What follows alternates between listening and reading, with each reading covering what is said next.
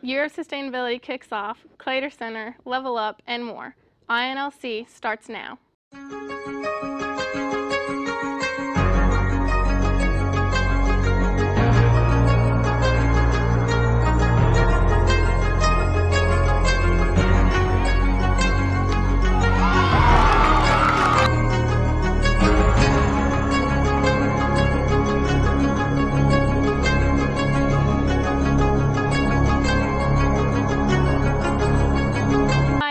I'm Mandy Ramirez.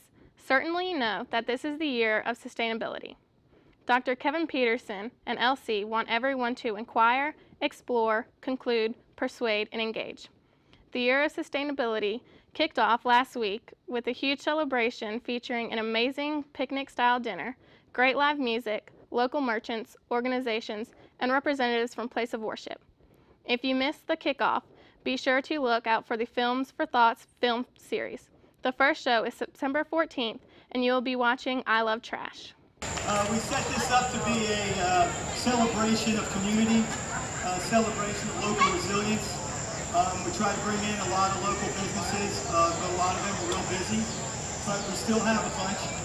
There ain't nothing you have that you can't do. So give me love, let me down. Drag my name all over this town. No regret, no revenge, no excuse. 'Cause I've been up in the sky, I've been down, I won't lie, it ain't easy, any path that you choose. NPR special correspondent Susan Stamberg will discuss why museum matters and the arts are important in education on Monday, September 27th at 7:30 p.m. in the Memorial Ballroom Hall Campus Center at Lynchburg College. The former host for All Things Considered, NPR's award-winning magazine, Stamberg was the first woman to anchor a national nightly news program and has won every major award in broadcasting, including the Edward R. Monroe Award for the Corporation for Public Broadcasting. The lecture is free and open to the public, but tickets are required. The LC community may pick up tickets on September 13th at the LC Campus Information Desk, Hall Campus Center. The public may pick up the tickets at the same place starting September 14th. The past week, over the course of Thursday, September 9th and Friday, September 10th, there were 3 reports of larceny from vehicles parked on campus. 2 of these reports were related to cars located in Wakefield House, and 1 report was related to a car located on Moonfield parking lot. The thefts that occurred in the Wakefield House lot indicated the theft of electronic items such as GPS equipment and an iPod. A bicycle was stolen off the car parking lot in Moonfield parking lot. If you have any information related to these thefts, please contact Campus Security and Safety. Lynchburg College and Lynchburg Neighborhood Development Foundation, LNDF, are pleased to announce a partnership to enhance the neighborhoods around the college. LNDF will be renovating and marketing 3 houses near LC. Lynchburg College will be recruiting and assisting LC faculty and staff who qualify to purchase these homes. LNDF is a nonprofit organization that has the extensive experience in the development and financing of affordable housing for purchase by moderate income households. It has access to state and federal resources and low affordable mortgages for eligible households. In 2009, the state of Virginia awarded $1 million in Neighborhood Stabilization Program funds to LNDF and 3 other nonprofit housing providers to purchase and renovate 13 foreclosed homes. Most of you have probably heard of the Claytor Nature Study Center, in a nature area owned by the college with a vast variety of technology that will blow you away, featuring a high-tech observatory, among other things. But have you ever been there or know when or how it all started? INLC was lucky enough to catch an interview with the director of the Claytor Center, Dr. Greg Eaton, to tell us about the wonderful Claytor Center and how you can visit the center and the observatory. This is the main building of the observatory, It's kind of interesting in that some of these spaces are climate controlled, that is air conditioning and heat, and some are not. This is a little kitchenette that we have for our instructors and for other folks who are working out here for research or education, and it is climate controlled, so you can make popcorn or fix coffee, probably not much more than that, in relative comfort. But if we come through here, this is a storage room for the lenses and the other optical equipment, and you'll see a ventilation fan up there on the wall which keeps this room pretty close to ambient temperature. So if it's 85 outside, it's 85 degrees in here, and if it's below zero outside, it's below zero in here. It seems kind of curious and unusual, but it's important to keep these optics at relatively close to ambient temperature, because if you want to use them at ambient temperature, and they are at some different temperature, the optical quality is not very good at all. There's some contraction and expansion issues for one thing, some condensation issues if you take something that's warm out into the cold, for example. So this is an unair conditioned space.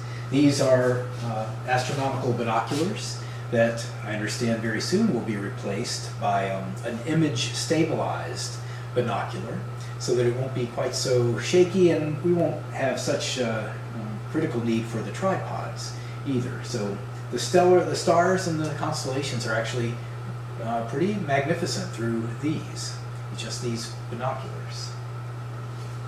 All right, and Lynchburg College and the current director of the observatory, Neil Summerlin, were first considering what an observatory could be. It's been a dream for quite a long time at Lynchburg College to have one. They thought it would be a wonderful thing if they could put a telescope on a cement pad so it would be stable, and if they could just have a metal roof that rolled off to reveal the sky so that they could use it on occasions just like that, that would be a great facility. And sure enough, that's part of what we included in the Belk Observatory. This room is covered by a roll-off metal roof. It's attached to the building just by a couple of bolts. It rolls on some rubber wheels in a trough right here. It's got a little electric dolly that rolls it off and rolls it back during our programs.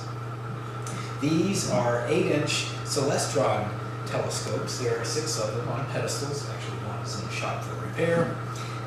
And this was probably the quality of telescope that was originally envisioned, and they are pretty high quality. They've got GPS go-to technology, so that once they're aligned on a couple of stars, oriented to a couple of stars, you can use this to dial in any object in the heavens that you want. Push a button, and a motor takes you right to it. It's really pretty amazing. You don't have to be particularly great at knowing where to find things in order to use these. This is quite a technological advance in telescopes these days. So the 8-inch diameter here represents a larger light gathering capacity than, say, a smaller 3 or 4 or 5-inch telescope. So you can see more distant objects and dimmer objects than you would be able to see with smaller telescopes. And the fact that they are automated with this GPS technology really is a wonderful thing. So we call this student scopes, but they're pretty high quality. On these pedestals that were painted a custom hornet red by the company. And this is one of the stations during our open houses, this 8-inch telescope station, as were the binoculars. We used those in one of the stations that I showed you earlier. This is the main telescope, Margaret Gilbert telescope, a 20-inch research quality telescope under a retractable dome roof. This is the real highlight of the observatory. Never thought we would be at this level of astronomy here, but it was an amazing effort by Lynchburg College and by Neil Summerlin, the director, to incredibly expensive piece of equipment as well.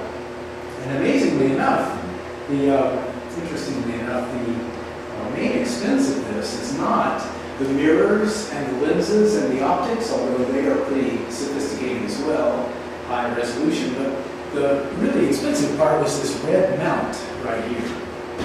And the reason that that is so critical is that, as you can imagine, a fraction of a millimeter off down here, if you are hundreds of light years away, would represent, you'd be looking at a totally different part of the sky. So this has to be very, very precise in its locating of objects in the sky.